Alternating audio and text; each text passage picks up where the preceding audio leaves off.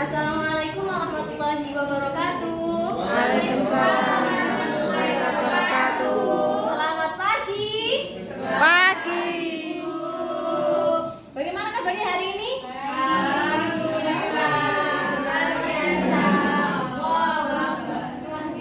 Kok nggak semangat? Sekali lagi, apa kabar hari ini? Alhamdulillah, luar biasa. Baik. Untuk hari ini siapa yang nggak masuk? Masih sama masuk.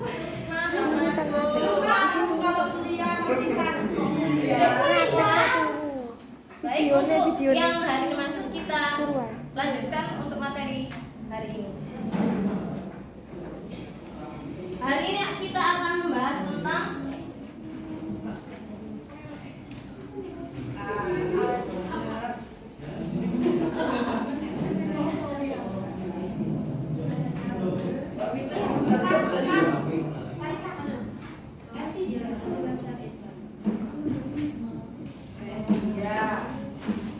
adab bersosial media. Apa sih adab bersosial media itu? Ada yang tahu? Sebelumnya kita akan membahas tentang pengertian adab. Apa ini? Yang ini pelajaran apa, Bu? Itu pelajaran apa, Bu? Mata pelajaran apa, Bu? Akidah. Ya, akidah. Sama kamu nggak lihat jadwal nggak? Berapa ya? Kelas 7, kelas 8 MTS.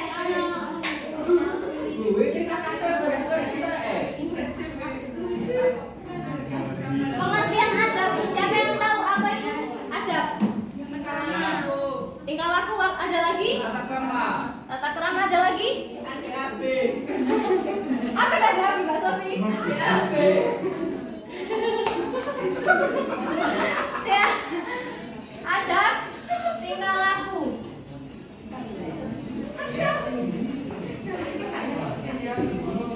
Tata krama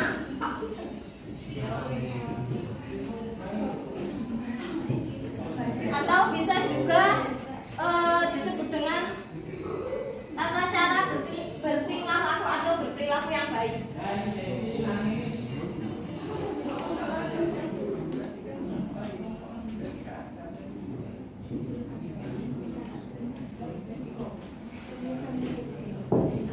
Untuk sosial sendiri, apa pengertian dari sosial?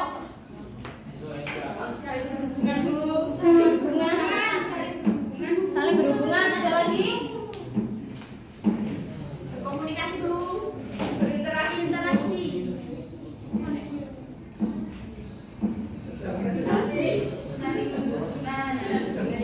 Saling membantu. Ya, benar. Sosial adalah saling berhubungan, saling berinteraksi. Intinya berhubungan dengan kemasyarakatan ya. Untuk media sendiri, media itu Alat. Alat apa? Alat untuk mempermudah. Alat untuk menyampaikan informasi.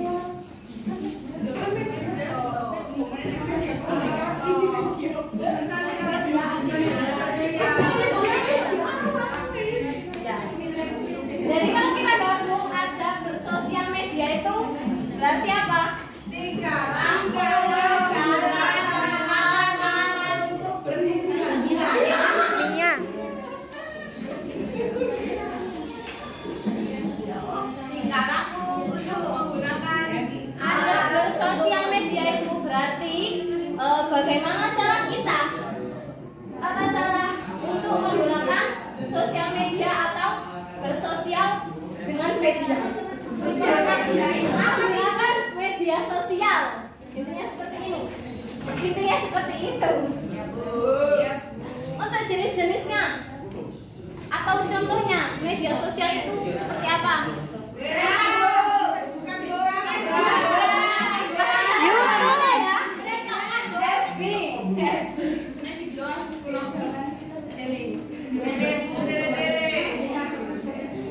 BBM. SMS, Bu.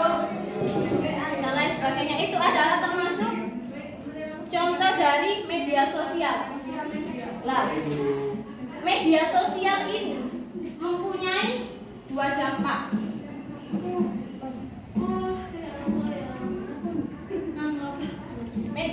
Media sosial mempunyai dampak, dua jenis dampak. Yang pertama adalah positif dan negatif. Nah,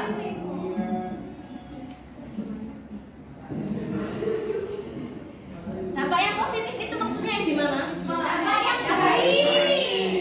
Untuk yang negatif? Untuk dampak yang positif yang pertama adalah Bisa bersosialisasi dengan seseorang.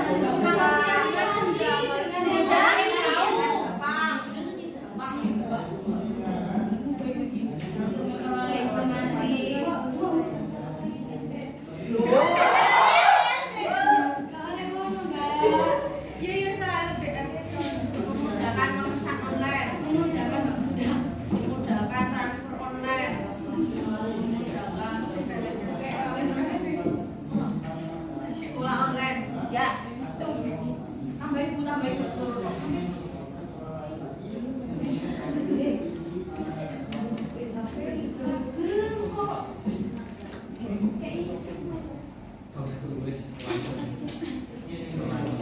Memudahkan untuk transaksi. Siapa yang di sini sering transaksi online? Saya boleh. Ya, itu contoh dampak positif dari media sosial. Untuk dampak yang negatif, contohnya apa? Timbulnya itu apa itu? Budaya baratnya masuk ke dalam Indonesia. Ya betul. Ada lagi?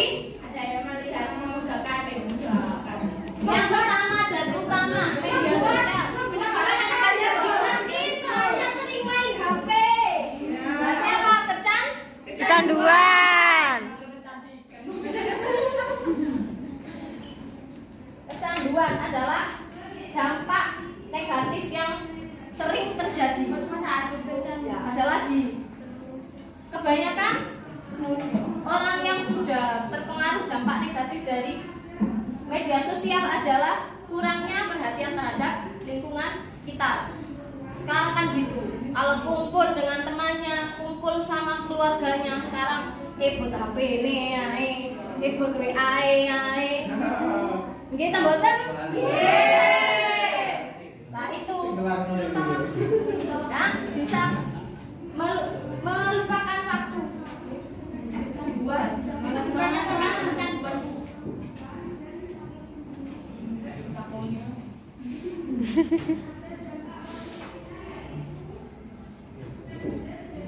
Nah, itu tadi adalah beberapa dampak dari media sosial. Sekarang kita bahas adabnya. Adab untuk bersosial media.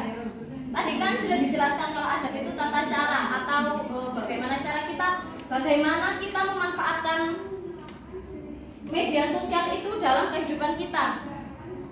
Yang pertama adalah saya hapus ya. Belum Di buku sana sudah ada. Foto saja, masih ada media sosial. Gak boleh bawa HP ya sekolah.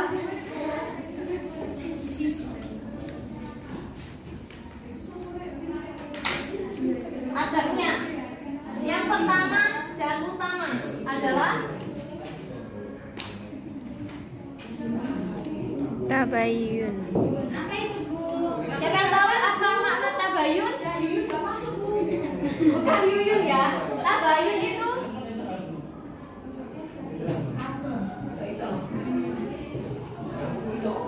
cek dan dicek. Maksudnya gimana? Kalau kita mau memberikan informasi kepada orang lain ataupun mau menerima informasi dari orang lain, kita harus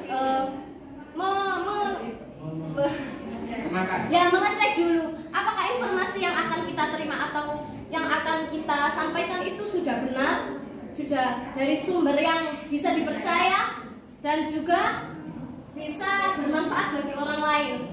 Itu pentingnya tabayun. dalam bermedia sosial. Yang kedua adalah adabnya itu tidak boleh menggunakan media sosial untuk kejahatan, untuk mengolok-olok orang lain atau menimbulkan adu domba. Netizen.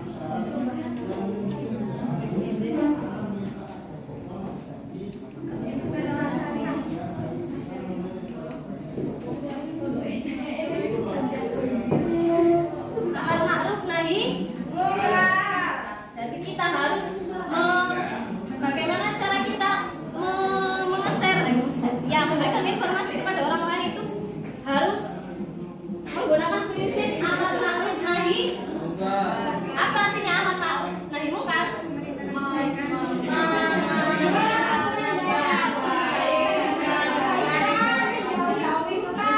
Bagaimana Mbak Elsa? Yang keras? Mendekatkan pada kebaikan dan menjauhi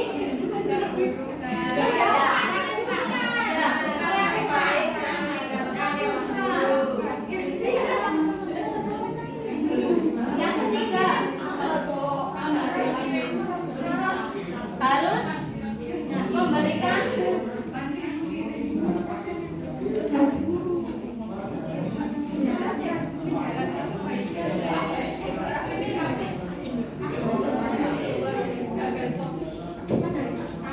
adabnya itu seperti ini. Kalau mau memberikan informasi kepada orang lain seharusnya kita itu harus berhati-hati. Kenapa? Karena terkadang yang menurut kita itu perlu di-share, perlu diinformasikan kepada orang lain itu belum tentu orang lain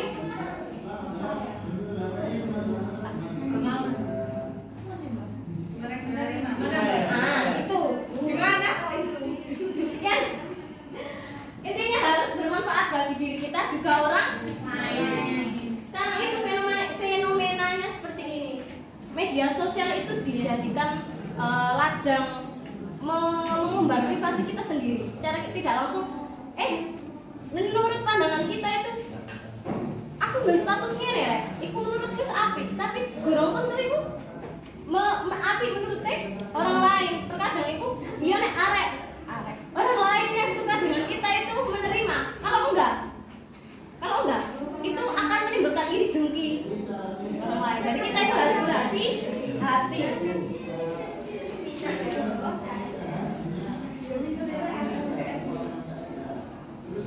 Baik, untuk adabnya yang penting ini dan banyak lagi sebenarnya. Nanti kita sambung di pertemuan selanjutnya karena ini jamnya sudah mau habis ya. Biar nggak ngantuk kita game dulu. Semuanya berdiri, boleh? Boleh. Yang lain berdiri. Nah, iya.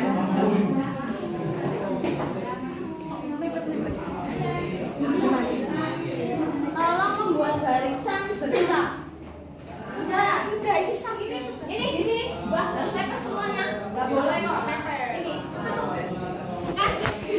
Ayo bersaf. Dari dua. Cukup.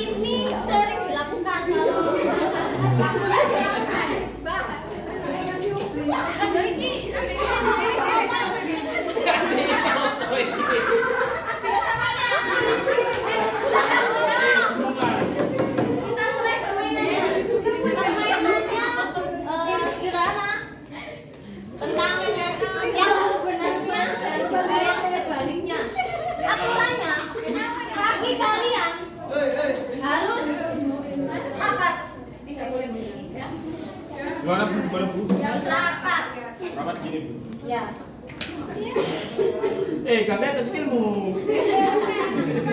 Ingat-ingat yang sebenarnya dan yang sebaliknya. Harus tahu, ayo. Yang sebenarnya dan yang sesalahnya. Kamu udah rapat, kakinya rapat.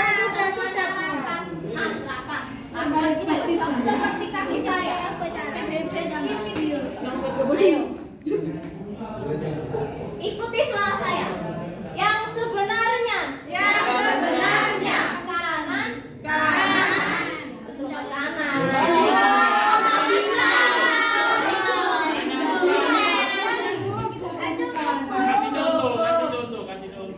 Kalau kanan, lompat kanan. Terus. Itu yang sebenarnya. Kalau sebaliknya sama paham sendiri. Kalau kiri, lompat kiri. Kalau atas, lompat atas. Kalau bawah tuh.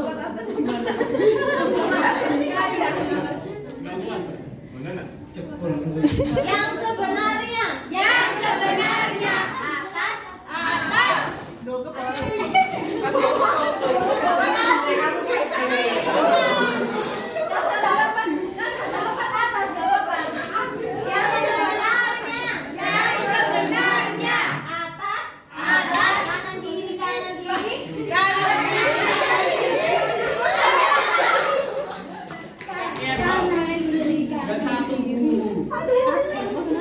Kanan kiri. Atas bawah kanan.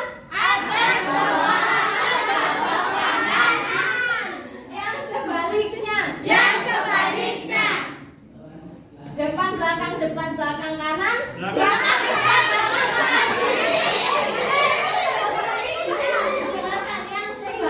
ulangi. Yang sebaliknya. Depan belakang kanan.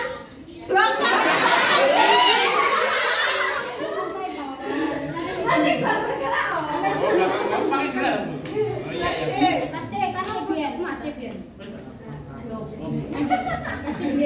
Yang sebaliknya. Kanan kiri atas bawah.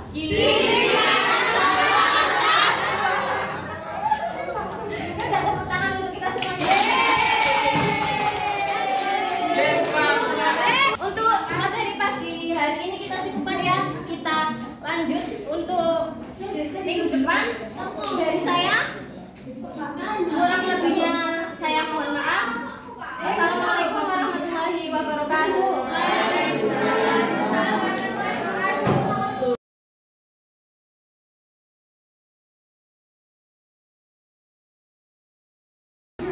Assalamualaikum warahmatullahi wabarakatuh. Selamat pagi anak-anak. Bagaimana kabarnya?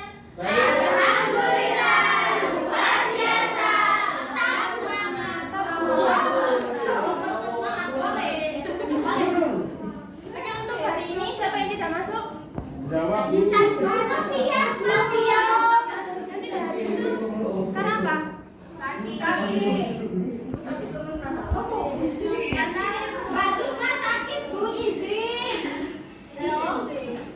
Oke, sebelum pelajaran hari ini kita mulai, alangkah baiknya kita baca suratul Fatihah untuk teman kita yang sakit dan agar hari ini ilmu yang kita dapat bisa bermanfaat untuk kita dan orang lain. Amin. Ya, kalau mendengar saya Al-Fatihah.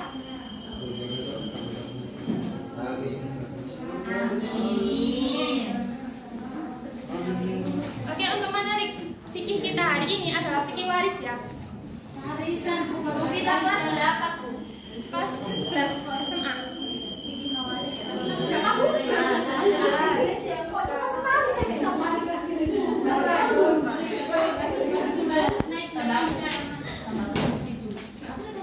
Untuk ilmu waris ini tolong perhatikan ya. Halo Mbak Vita. Dalam ilmu waris ini kita akan membagi menjadi 5 pertemuan. Untuk pertemuan pertama kita hanya akan membahas tentang pengertian dan apa saja yang berhubungan dengan ilmu waris itu. Oke, yang pertama, pengertian ilmu waris. Ada yang sudah pernah dengar apa itu ilmu waris? Warisan, Bu, pokoknya. Harta, Bu. Ilmu waris adalah ilmu yang membahas tentang harta peninggalan orang yang sudah meninggal kepada orang hidup. Nah, karena waris itu adalah jamak dari kata waris, jamak dari kata warasa yang berarti harta peninggalan. Nah, ada juga yang mengatakan ilmu faraid. Terus apa bedanya? Terus apakah sama? Sebenarnya sama. Kalau ilmu faraid itu artinya itu bagian pasti. Jadi kedua ilmu tersebut itu membahas tentang pembagian harta peninggalan mayat kepada orang yang sudah kepada orang yang masih hidup dengan bagian-bagian pasti yang sudah ditentukan dalam Al-Quran. Terus yang kedua, hukum mempelajari ilmu mewaris. Terus bagaimana hukumnya mempelajari ilmu mewaris ini? Ada yang belakang? Bisa dengar suara saya? Hukum mempelajari ilmu mewaris adalah fardu kifayah. Ada yang sudah tahu apa fardu kifayah? Seperti halnya hukumnya sholat jenazah. Apabila suatu negara itu sudah suatu daerah itu apabila sudah ada yang mempelajarinya, maka gugur kewajiban yang lainnya. Yang ketiga, kewajiban sebelum membagi harta waris. Jadi sebelum harta warisan tersebut dibagi, ada kewajiban-kewajiban yang harus dipenuhi. Yang pertama, kewajiban pemilik harta. Andai kata orang meninggal itu memiliki hutang, baik akal atau batal, maka hutang tersebut itu harus dilunasi terlebih dahulu. Terus hutang seperti zakat, yang kedua, biaya perawatan mayit. Nah, jadi biaya perawatan mayit itu harus dilunasi terlebih dahulu. Seperti biaya gali kubur, biaya selain kafan dan sebagainya. Terus hutang-hutang mayit, hutang-hutangnya juga harus dilunasi. Terus melaksanakan wasiat. Apabila mayit itu sebelum meninggal itu meninggalkan wasiat, maka wasiat tersebut harus dilaksanakan oleh seorang ahli warisnya. Nah, barulah warisan tersebut bisa dibagi.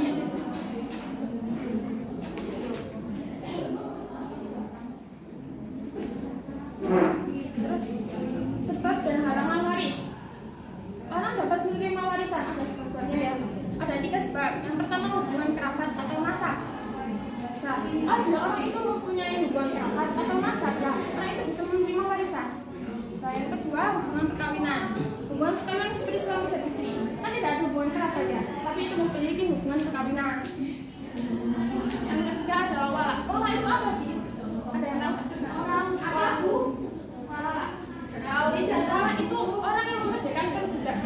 Nah, seperti ya Mbak Safa dengan Mbak Nisa. Mbak Safa ini budaknya Mbak Nisa. Nah, andai kata Mbak Nisa memerdekakan Mbak Safa, kemudian Mbak Safa ini memiliki harta, nah Mbak Safa meninggal, nah dia tidak punya ahli waris, Mbak Nisa bisa mewaris hartanya Mbak Safa. Seperti itu. Ya, selanjutnya halangan waris. Terjadinya orang mendapatkan harta warisan. Yang pertama perbedaan agama. Nah, apabila ayah dengan anaknya itu berbeda agama, maka ketika ayahnya meninggal, anaknya tidak bisa mendapatkan warisan, meskipun itu anak kandung. Begitu juga sebaliknya. Nah, yang kedua murtad. Nah, apabila anaknya itu yang pertama muslim ya, kemudian keluar dari agama Islam, nah dia tidak akan mendapatkan warisan apabila orang tuanya meninggal. Itu juga sebaliknya. Yang ketiga budak. Ada. Kemudian budak. Kenapa budak tidak bisa mendapatkan warisan? Budak itu berbeda loh dengan pembantu ya. Karena pembantu itu kan dia bekerja kemudian digaji. Nah, kalau budak itu dia tidak digaji. Jadi sepenuhnya hak milik budak itu milik tuannya. Jadi apapun yang menjadi milik budak itu menjadi milik tuannya. Makanya budak tidak bisa menerima warisan. Yang terakhir pembunuhan. Pembunuhan itu juga bisa mencegah terhalangnya seorang mendapatkan warisan. Nah, seperti begini. Kalau nggak mati-mati tempat tenang haji oleh warisan. Nah, itu bisa mencegah terhalangnya waris, maka tidak bisa mendapatkan warisan. Selanjutnya kelompok ahli waris. Dalam Islam, ahli waris itu dibagi menjadi 3 kelompok. Yang pertama adalah kelompok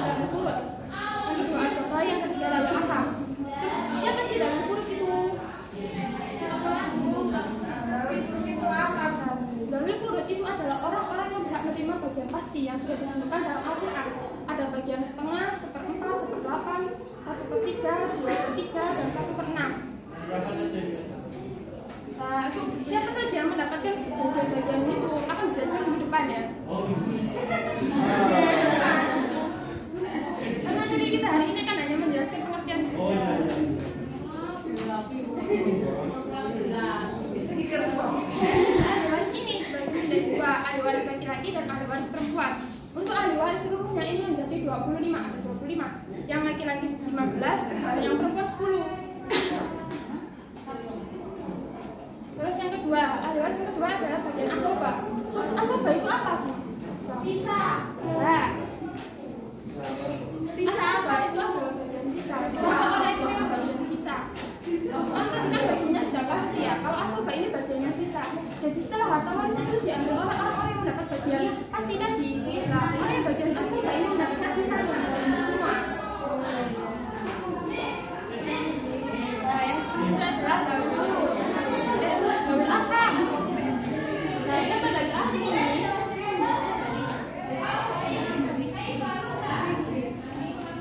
Dawil Arham adalah kelompok yang tidak menerima bagian. Jika tidak ada kelompok yang menerima bagian, apabila orang yang menerima bagian fardu atau bagian asoba ini tidak ada. Jadi apabila ada bagian asoba atau bagian fardu, maka orang yang menerima bagian dari ahad ini tidak akan mendapat bagian. Paham? Sampai sini paham? Gimana dulu?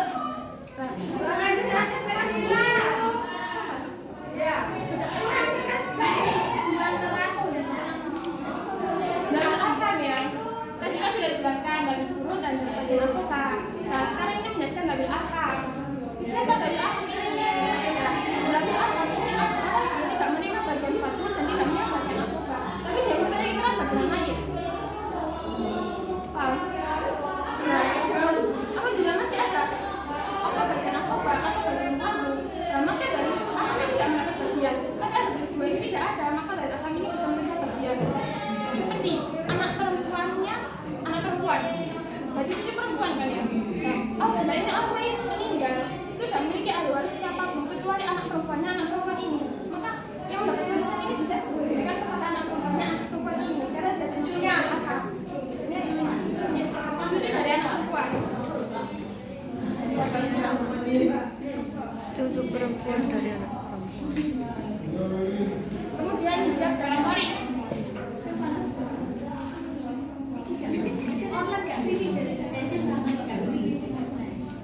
Terus hijab dalam waris. Apa sih hijab dalam waris itu? Kan hijab ini loh ya. Hijab itu halangan. Orang tersebut tidak bisa menerima warisan karena terhalang oleh seorang yang lebih dekat dengannya. Seperti contoh, cucu laki-laki dari anak laki-laki.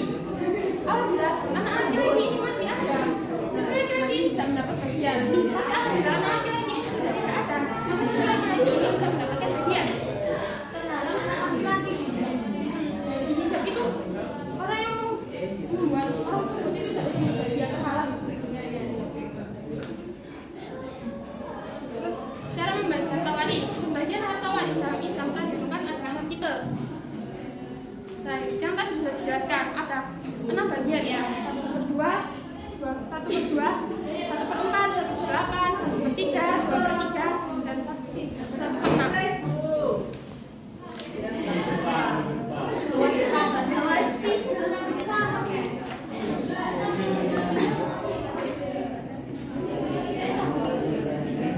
Nah, saya itu merujuk pada beberapa ketentuan dalam ilmu fikih yang spesifik terkait dengan pembagian warisan besar.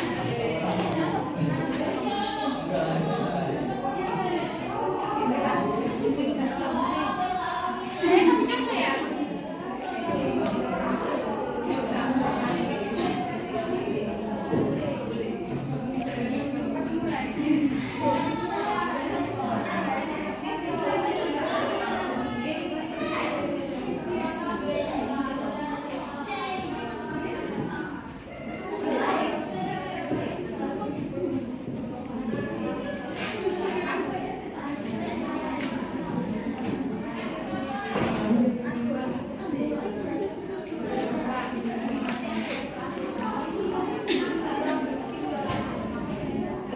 Kabeh kon ngapus.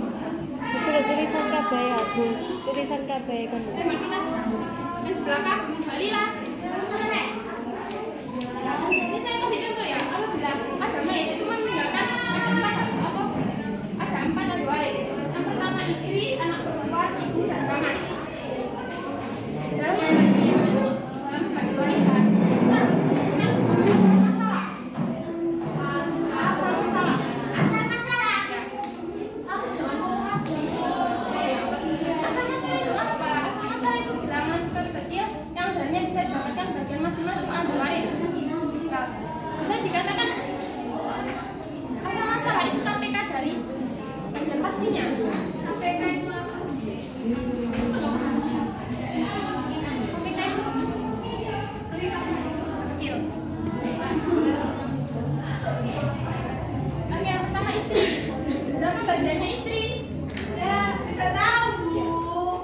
Istri mendapatkan bagian 1/8.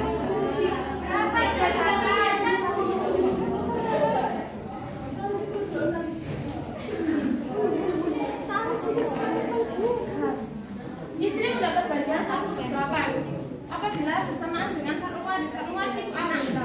Di sini istri bersama dengan anak perempuan, makanya istri mendapat bagian 1/8. Istri mendapat bagian 1/8. Anak perempuan mendapatkan bagian 1/2.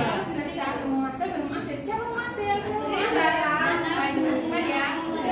Ya Allah, aku bingung tuh. Ibu Ibu mendapat mendapat bagian 1/6. bagian 1/6. Apabila bersamaan dengan kartu waris, ini kan ada kartu waris, maksudnya anak. Makanya ibu mendapat bagian 1/6. Terus paman mendapat bagian asuba. Paman mendapat bagian asuba. Asuba itu bagian sisa.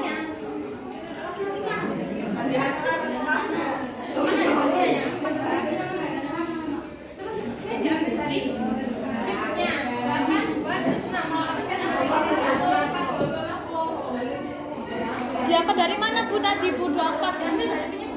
Menyebutnya 826 itu. Kok bisa? Bukan kita anggap bagaimana sih cara menentukan asal masalah? Ya, itu minggu depan aku. Oh iya ya.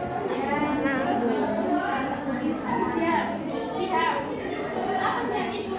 Yang ada nilai yang dihasilkan dari perkalian antara asal masalah pasti.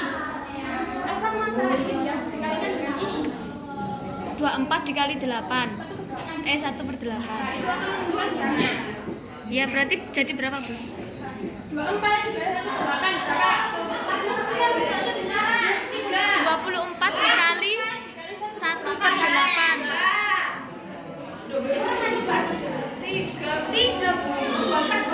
3. Berarti istri mendapat bagian 3. 24.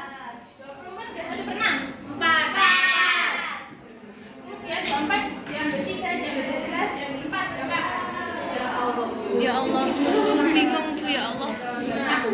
Nah,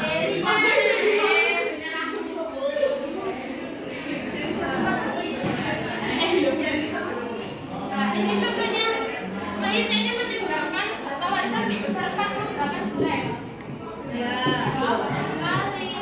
Nah, 8. Bagaimana cara membaca warisan ini? Untuk mencari bagiannya, maka harta warisan ini bagi asal masalah dan dikalikan dengan sebenarnya. 48 juta dibagi 24 dikali 3. Itu tak Bu. Dibagi berapa? 2 juta. Sama ya, 48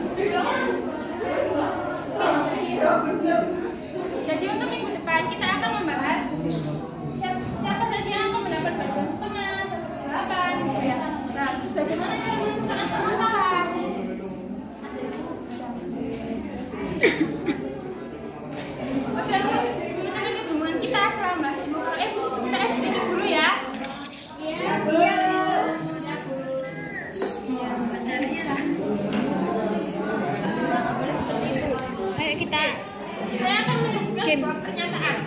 Kalau itu benar, sama angkat tangan kanan. Kalau salah, sama angkat tangan kiri. Oke, siap. Oke, saya tidak akan mengulangi pernyataan saya.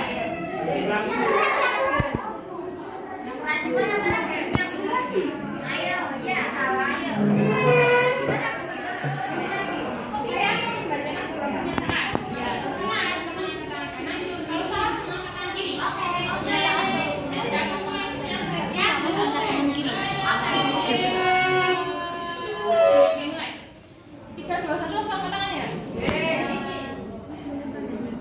Malaikat yang menyebut nyawa adalah malaikat Israfil, benar atau salah?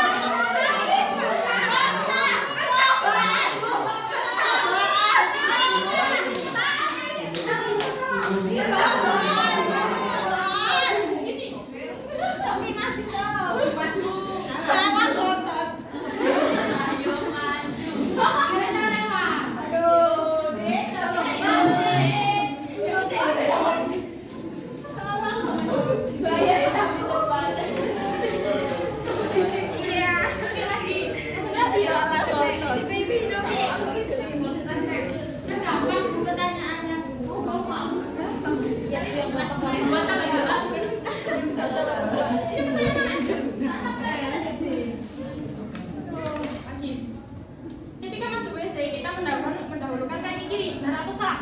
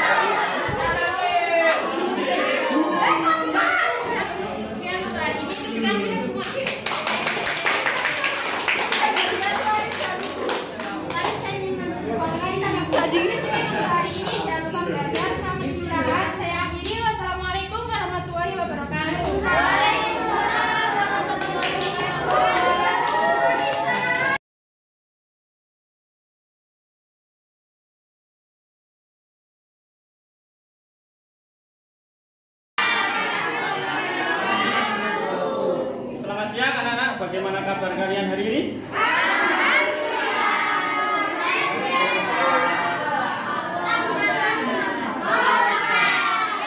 Mas Effendi gak semangat galau ini. Baik, kali ini saya akan mengajarkan kalian tentang pembelajaran SKI, yaitu Sejarah Kebudayaan Islam kelas 8 MTS. Kelas 7 sudah naik ya? Sekarang kelas 8.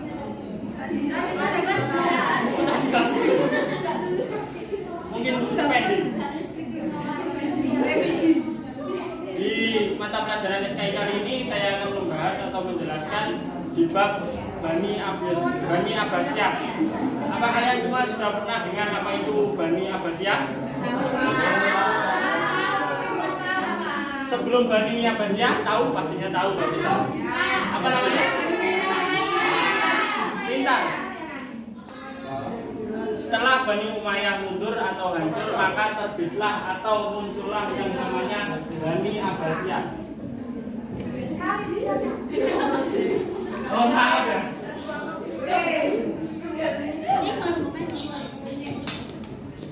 Bani Abbasiyah.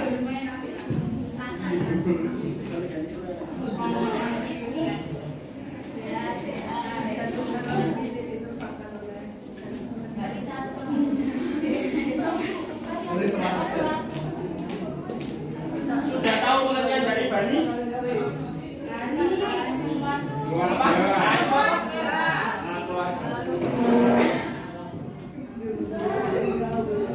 Kalau Abbasiyah, Mbak? Hah? Nama siapa?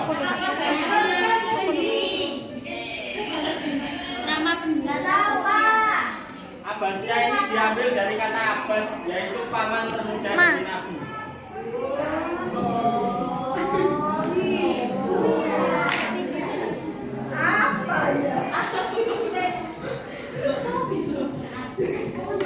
Jadi dapat disimpulkan Bani Abbasiyah adalah sebutan dari keluarga paman termuda Nabi yang bernama Abbasiyah, yaitu Abbasiyah inilah yang mendirikan Bani Abbasiyah. Siapa Abbas ini? Abbas adalah ya ini benar. Maksudnya nama panjang ya.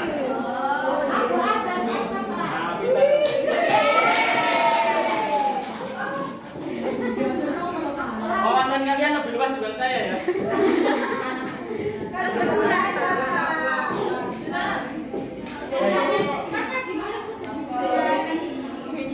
Kan tadi malam sudah belajar. Wah, pintar itu. Siapa yang mengajari? Sebelum Bani Abbas ini muncul, ada beberapa faktor yang membuat Bani Umayyah itu runtuh. Yang pertama,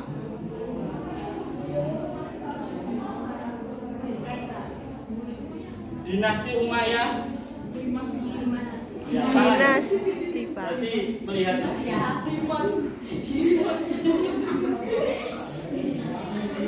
lebih condong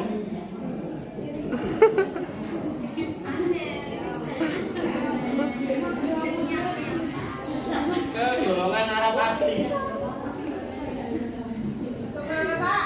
Ke golongan Arab asli. Jadi dinasti Umayyah itu hancur dan juga membuat dinasti Abbasiyah berdiri itu sebab pada dinasti Umayyah itu mencondongkan kepada orang-orang golongan asli Arab saja. Jadi di situ timbul permasalahan antar golongan sehingga menimbulkan iri dengki dan tidak bisa bersatu pada dinasti Umayyah. Kemudian muncullah yaitu Bani Abbasiyah atau dinasti Abbasiyah. Faktor yang kedua yaitu dinasti Umayyah tadi menindas golongan yang mendukung Ali dan Bani Hasyim. Tahu golongan Ali dan Bani Hasyim? Nggak tahu,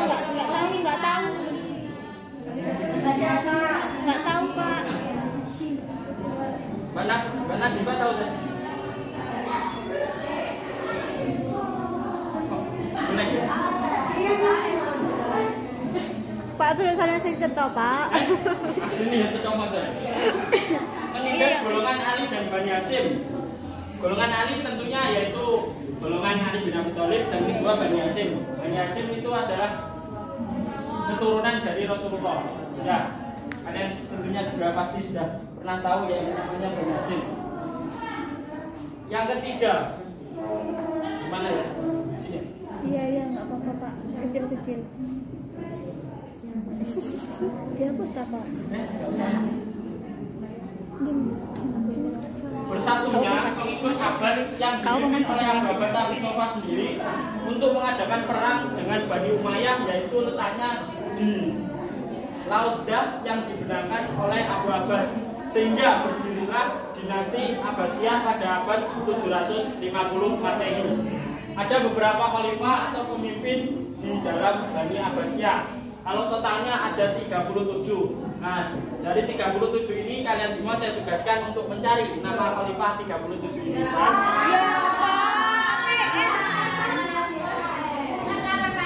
Pukul kumpulkan minggu depan ya. Oke, Pak.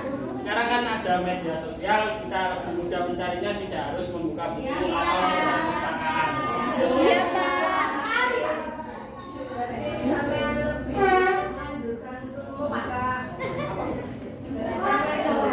Menganjurkan untuk kopas, bukan mencari dulu. Ya, karena pola pikiran sekarang itu seperti itu.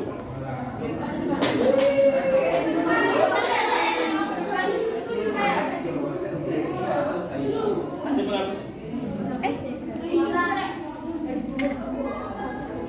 Tapi katanya buminya nggak boleh dibuang, Pak. Apa? Tadi katanya buminya nggak boleh dibuang. Saya mengatakan kita dua tuh. Ya kan sampai menyuruh mencari. Tapi kan nggak boleh buka yang lain ya Pak ya? Ya, paham. Tapi Anda yang menjalankan sendiri. Dapat kan saya.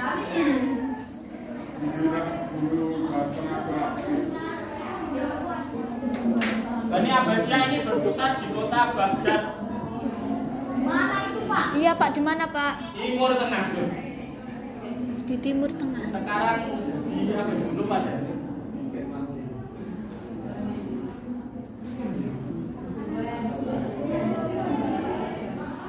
Ada 3 khalifah yang terkenal dari Bani Abbasiyah. Yang pertama, ada yang namanya Harun ar-Rasyid. Pernah dengar? Iya, pernah. Siapa? Khalifah pertama kejayaan Nah, betul Mas Bani. Yogi. Khalifah tersukses Iya. pada masa Bani Abbasiyah. Pada saat Khalifah Harun ar-Rasyid ini bisa mengembangkan Bani Abbasiyah lebih besar. Yang pertama di ilmu teknologi, yang kedua ilmu pengetahuan baik pendidikan, kedokteran dan yang lainnya. Pada masa Harun ar-Rasyid ini juga didirikan yang namanya Baitul Hikmah. Sudah tahu Baitul Hikmah? Nggak tahu, Pak. Tahu juga. Nggak tahu. Apa, Pak? Baitul Hikmah adalah pusat pembelajaran atau pengetahuan, kalau kita bisa menyebutnya lebih mudah itu perpustakaan lah. Disinilah pusat berkumpulnya para tokoh-tokoh pada masa Bani Abbasiyah yang memunculkan beberapa ilmu pengetahuan. Ada contohnya Al-Farabi. Sudah dengar Al-Farabi? Iya, dengar namanya saja. Oh, dengar namanya saja. Ya, Al-Farabi ini ilmuwan atau tokoh yang muncul pada masa Bani Abbasiyah. Ada juga yang namanya Ibnu Sina. Ibnu, Pak. Ibnu. Balik ya, Mbak? Iya, ya, Pak. Ibnu Sina. Ibnu Sina ini adalah pakar atau ahli kedokteran. Nama rumah sakit. Yang kedua ada namanya Al-Ma'mun, yaitu seorang tokoh filsafat yang juga muncul keilmuannya pada masa Bani Abbasiyah. Jadi saat Bani Abbasiyah ini muncul beberapa tokoh terkenal, sehingga muncul juga beberapa ilmu pengetahuan baru yang saat ini juga masih berkembang di dunia. Dan yang terakhir ada namanya Khalifah Al-Mahdi, yaitu Khalifah pertama Bani Abbasiyah. Pada masa Al-Mahdi, perekonomian mulai meningkat dengan meningkatnya di sektor pertanian melalui irigasi, peningkatan hasil pertambangan seperti perak, emas, tembaga, dan besi, dan juga transit perdagangan antara Timur Tengah dan di Barat juga banyak membawa kekayaan.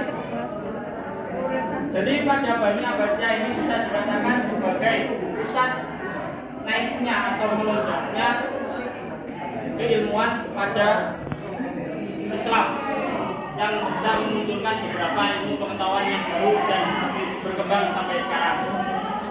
Baik, sampai sini apa bisa dipahami apa itu Bani Abbasiyah tadi? Insya Allah, Pak. Baik, mungkin cukup sekian yang bisa saya sampaikan pada pertemuan kali ini. Semoga bermanfaat untuk kalian semua dan juga bisa kalian serap apa yang saya sampaikan. Amin. Untuk mengakhiri pertemuan kali ini, mari kita berolahraga sejenak, mengasah otak pikiran kita untuk mengeluarkan imajinasi yang ada di pikiran kita. Semuanya bisa berdiri. Berdiri.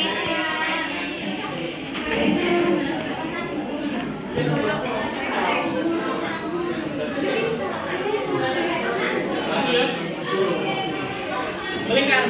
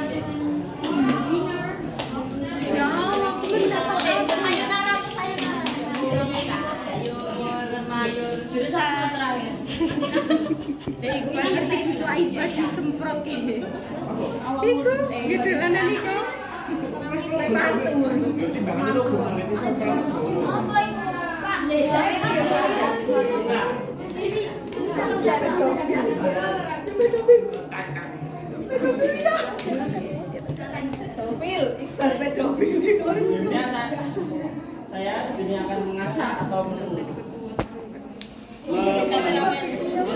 imajinasi kalian dengan game yang tebak.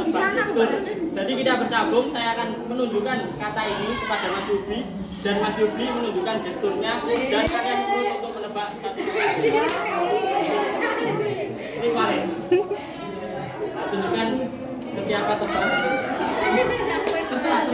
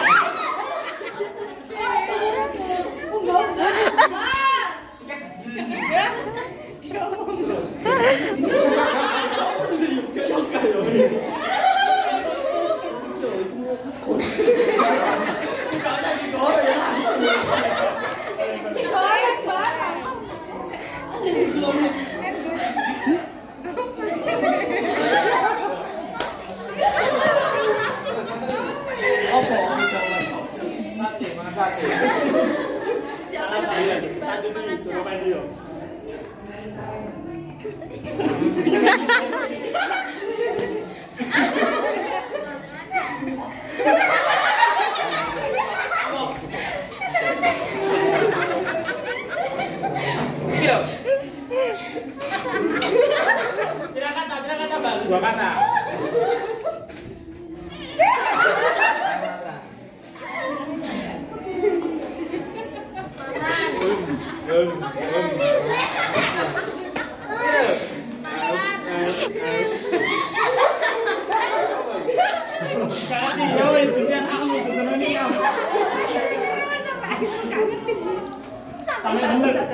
Salah wale, ayo.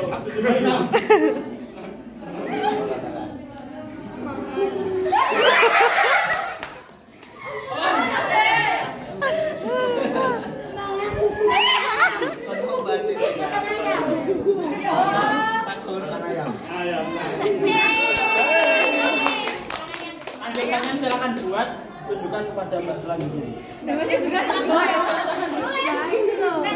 Terserah sama. Bisik oh jaga apa? Sampai punya apa?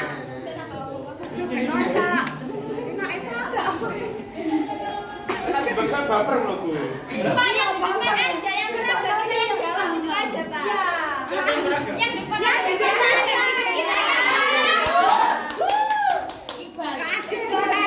Iqbal saja. nggak usah dijawab, diperagakan aja sampai akhir. Kok sing akhir sing jawab? Iya Pak. Cek gak bawa gawe. Karena bapaknya mikir. Kamu sih mikir bapaknya. Semangat mikir. Semangat jawab. Ekspresi Iqbal. Balik, kenapa tidak dibalik? Ayam makan. Kamu ingin saya nggak tahu? Oh ini. Iqbal aja. Iqbal aja. Pak. Sebulan dulu.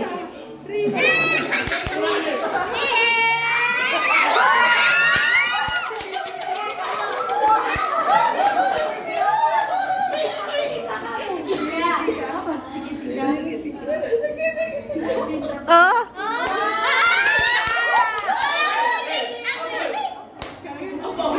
Baca tak yuk.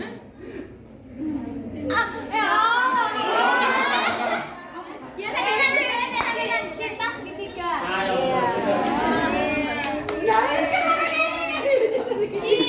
Ya Allah Mas Niko gak aku memang amrek. Udah tuh kau ini. Ya. Pak, jadi sih jawab itu sih akhir.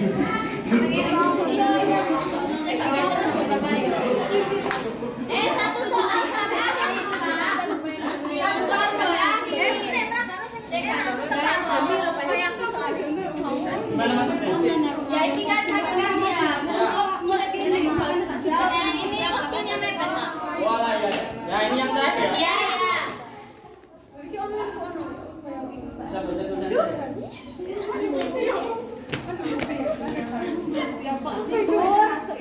Aku roh. Beda, lanjut ganti. Lanjut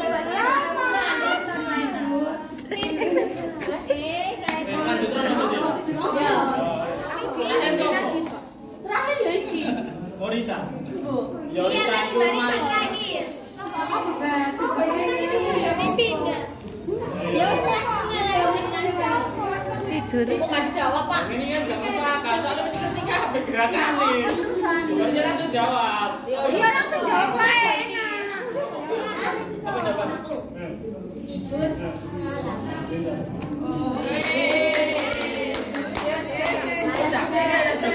Jang. Terus macam Pak. Sudah lapar. Yo tunggu. Sekian penutupan Pak.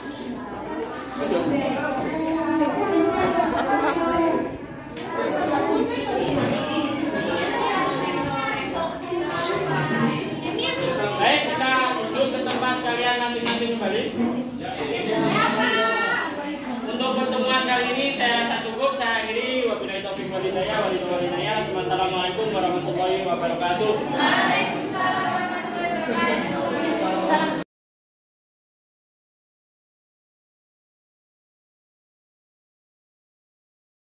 Assalamualaikum warahmatullahi wabarakatuh.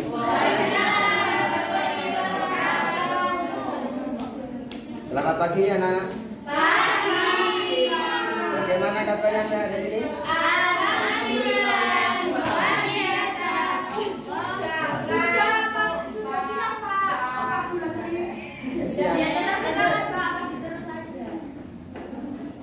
Sudah dimulai ya. Di sini materinya fikih. Pelajaran fikih materinya bab puasa. Bab puasa, puasa sunnah dan puasa wajib. Pertama, yang perlu kita mengerti pengertian puasa. Apa ada yang mengerti? Apa pengertian puasa?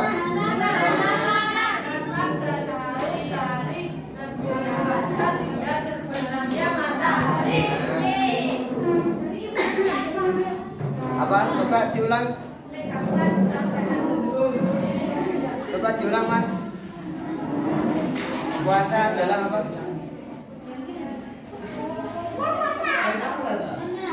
Puasa. Nah, 100 umat Mas Bagi. Jadi puasa adalah puasa Puasa secara bahasa dari kata al-imsak yang artinya menahan. Sedangkan menurut istilah, puasa adalah menahan hawa nafsu dari Hawa nafsu tak, Pak?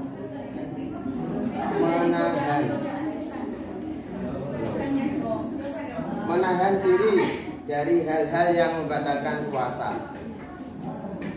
Dimulai dari terbitnya fajar sampai terbenamnya apa? Matahari. Terus siapa yang wajib mengerjakan puasa? Setiap orang Islam. Orang Islam yang bagaimana? Yang balik. Terus? Umayis, Tamis, Bagian akal, kamera. terutama yang suci. Nah, suci buat orang perempuan suci dari apa?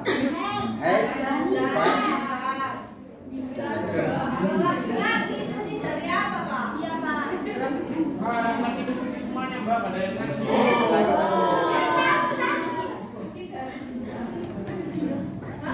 Ya, itu. Dan laki-laki suci dari 19. Kelas 8. Kapan lagi? Terus selanjutnya dalil puasa. Puasa itu ada dalilnya di dalam Al-Quran surat Al-Baqarah ayat 183 yang berbunyi Bismillahirrahmanirrahim. Ya ayyuhalladzina amanu kutiba alaikumusiyam kama kutiba alal ladzina amanu min qablikum la'allakum Tatakun. Coba ada yang hafal?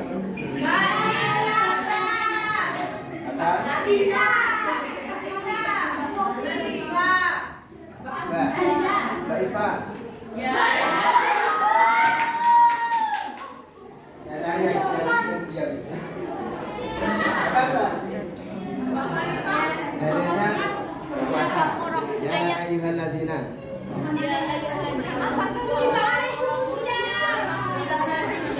Saya nggak hafal.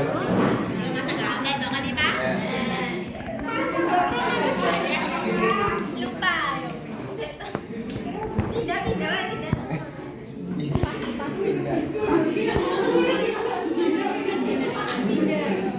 Mbak Indah. Beb.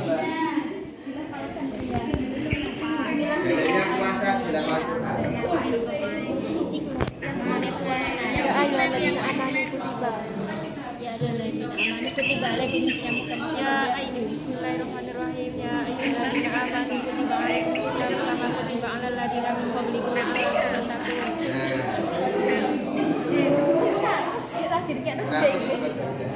Nah, itu tadi yang berbunyi ya ayyuhalladzina amanu kutiba alaikumusiyam kama kutiba alal ladzina min qablikum la'allakum tattaqun.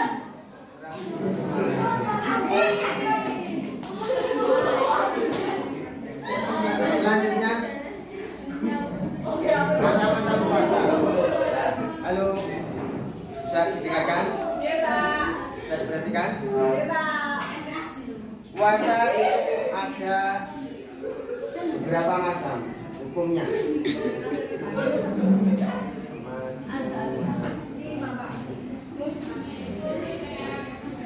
Pak, si rodok gede Pak tulisannya Pak, gak ketok Pak.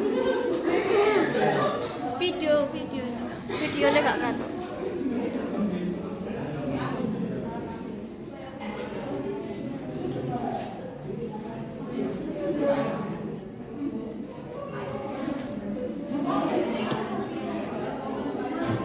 Pertama ada puasa wajib.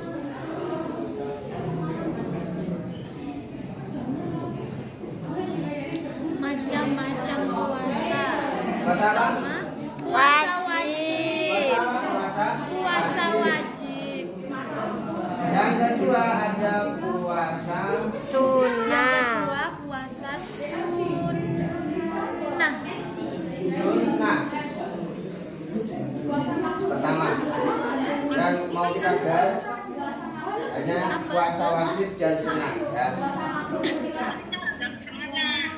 tak Pertama, puasa wajib. Apa itu puasa macam-macam wajib? puasa ada dua, yaitu puasa Halo. wajib dan puasa Apa itu puasa wajib? apa itu puasa wajib? Puasa yang wajib Puasa dilaksanakan wajib apabila adalah ditinggalkan puasa yang wajib. mendapat Puasa dosa. yang harus dilaksanakan oleh semua orang yang mampu melaksanakan. Kalau tidak puasa Tidak puasa maka berdosa. berdosa. Itu puasa wajib. Contoh Puasa wajib itu ada puasa. contohnya Pak. Contohnya puasa Ramadan. Puasa. Contoh puasa wajib. Satu, puasa Ramadan. Nah, puasa Ramadan ini wajib bagi setiap muslim yang dilaksanakan setahun setiap 1 tahun 1 Hah? bulan. Gimana Mbak Novia? Santri 1 tahun Yang kedua, Gimana Mbak Novia? puasa Ramadan.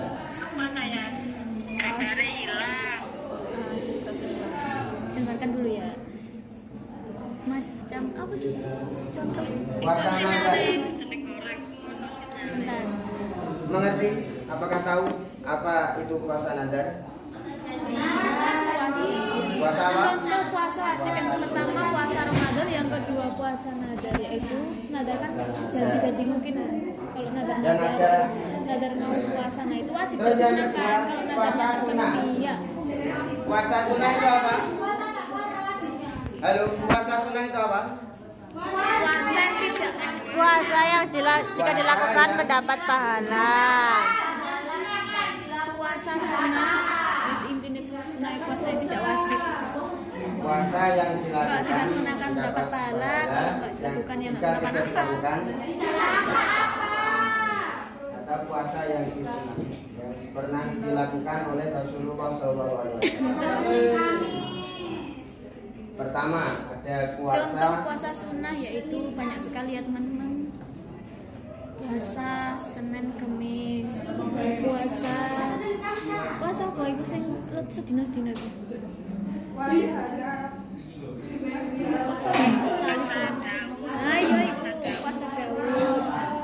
Terus ada puasa dari Senin dan banyak sekali hari Kamis. puasa sunnah. Itu puasa yang biasa dilaksanakan oleh Rasulullah. Ya benar sekali. Pinter ya Mbak Firsa. Contoh puasa sunnah iki lho. Contoh puasa sunnah jawab.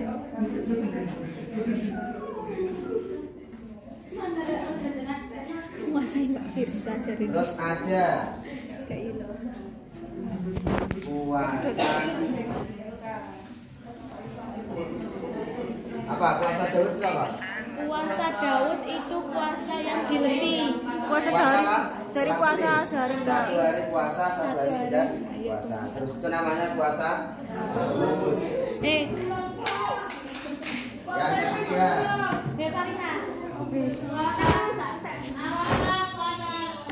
puasa apa?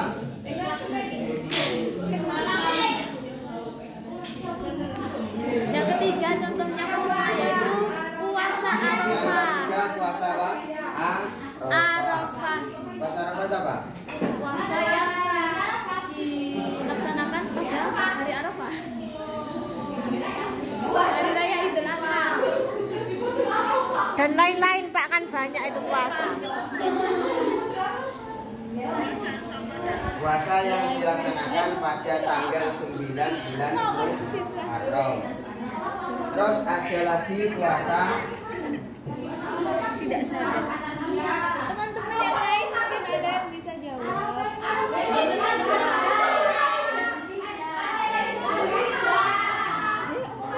iya sih. Dul Hijjah ya, biru. Bapaknya Dul Hijjah. Mohon maaf biru. Terus puasa puasa Muharram.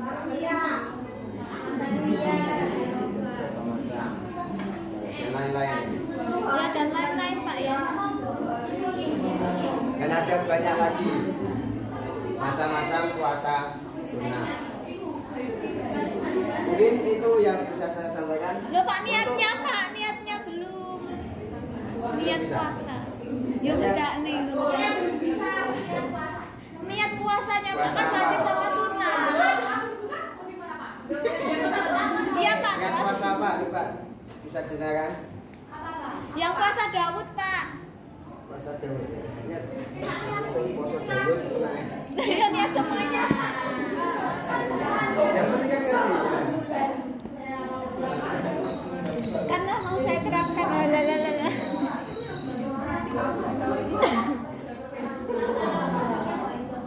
Belum?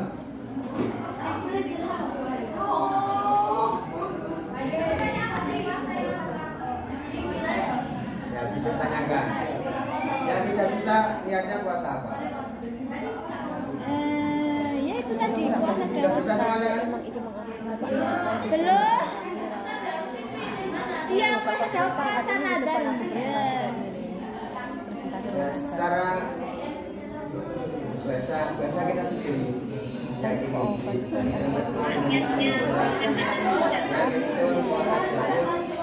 Oh jadi nggak harus bahasa Arab ya Pak ya niatnya. Katanya Pak ini niatnya nggak harus bahasa Arab teman-teman. Jadi dikelentek nono apile niat ingsun. Contoh niat ingsun kasus Nadar seperti itu.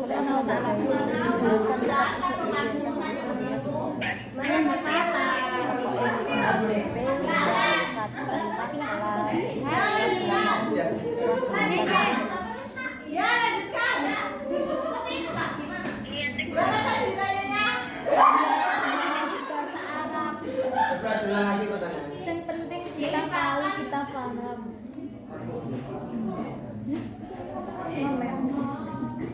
Ini saya kan punya hutang tahun ini.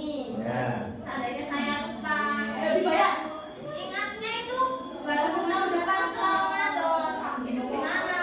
Nah itu wajib menyaur.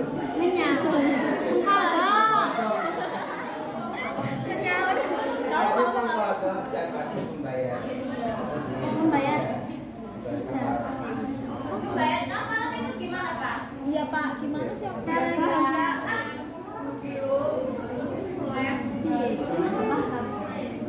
Bayar denda. Denda. Itu membayarnya kemana? Saya. Iya Pak itu. Bayarnya kemana Pak? Ke tetangga. Tetangga mengasih makan. Kenyataannya ya kepada Pak Guru. Kalau semisal ada hutang puasa tapi lupa, tetangganya itu setelah puasa tahun ke depan, tahun sesudahnya itu gimana? Itu katanya Pak Imam itu wajib puasa dan membayar kafarat.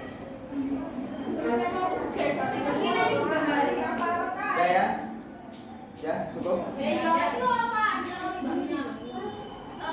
Saya kan katanya 2 kali lipat kan Pak. Ya itu saya juga pernah Pak. Ya pernah. Kalau lupa mengganti tahun ini nanti tahun depannya itu Membayar 2 kali. Iya dilipatkan. Iya toh. Iya pernah dengar. Berarti ya baru seminggu lah jadi 2 minggu. Sama tambahan. Aku tahu ngerti mana temen kau. Iya mendingan donasi. Nah ya makanya aku mau kurang kira. Tapi wis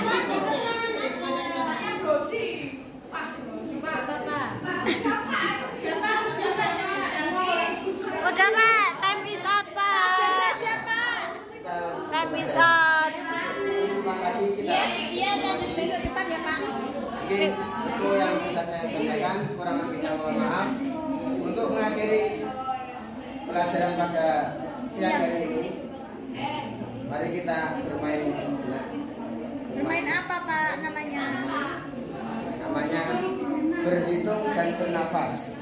Oh permainan berhitung dan bernafas. Gimana Pak itu Pak? Pernah dengar? Nggak pernah. Nggak pernah. Coba semuanya bisa berdiri.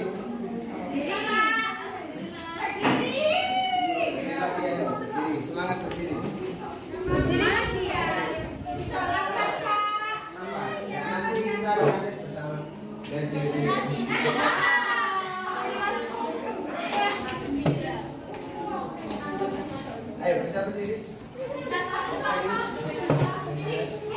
Ya Allah.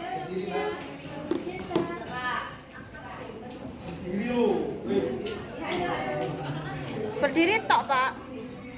Berdiri. Gak maju maksudnya. Enggak.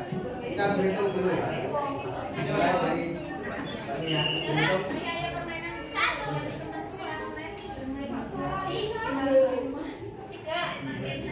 Kelih.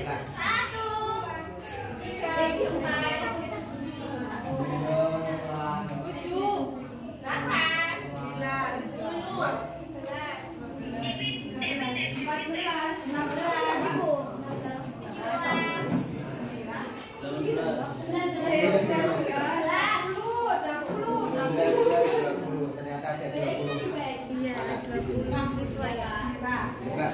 Sekarang yang nomor yang nanti mendapatkan nomor ganjil diganti dengan bernafas. Yang mendapatkan Bernafas orangnya. Orangnya bernafas. Contoh. Contoh. Nanti yang genap nggak boleh bernafas. Siapa yang mati? Berikutnya diganti dengan nafas. Contoh 1, 2 yang mendapatkan 2 diganti dengan bernafas. 1, 3, 5. Paham ya? Paham?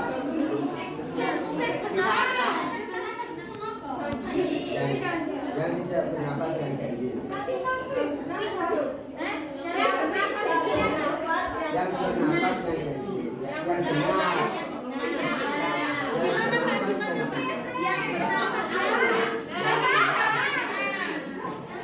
Yang bernafas yang benar. Bisa? Bisa. Biasa ya?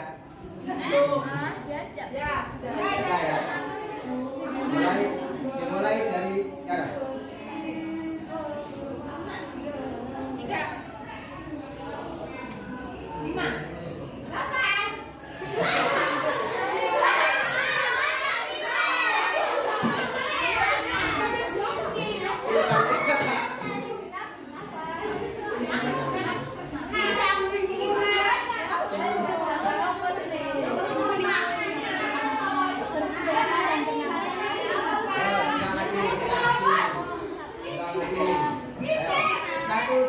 mulai. Siapa jelasin aja?